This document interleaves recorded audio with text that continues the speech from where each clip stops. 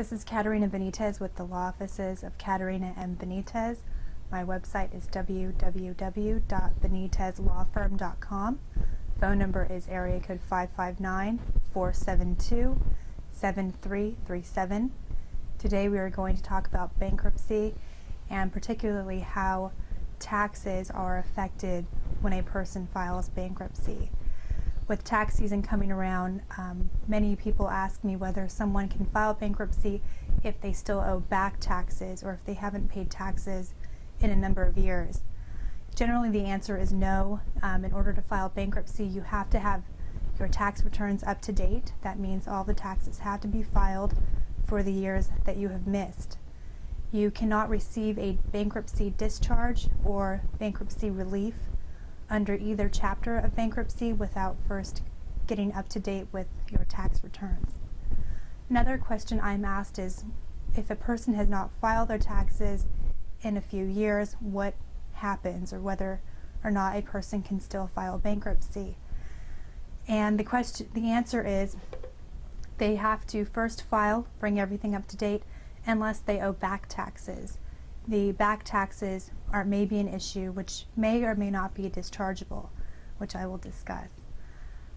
Another question that clients generally ask me is whether or not they have to fully report all of their income.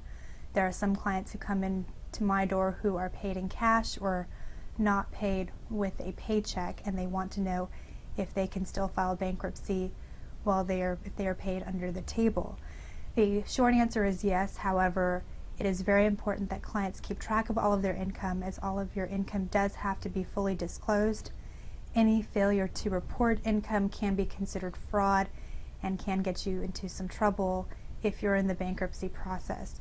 So make sure to keep all of your records complete, and that way any funds that are not accountable through a paper trail can be made up in a bankruptcy. Another question I get is whether or not a person can file taxes during their bankruptcy, and the question is yes, you can. In fact, you are actually required to do so by law under the Bankruptcy Code. However, there are bankruptcy exemptions that may be able to protect any tax refund you may be able to receive, and every client's case is different, so you would have to speak to my office, speak to me directly about whether or not you can discharge those tax returns. If a person gets a tax refund or a bonus from work or even an inheritance, another question that clients ask me is whether or not they can spend that money while they are in the bankruptcy process.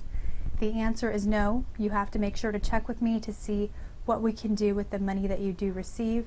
Many times, as with a tax return, these funds are exemptable, so we may be able to protect them from the bankruptcy trustee. This is especially important in a Chapter 7, which is a liquidation of assets and debts.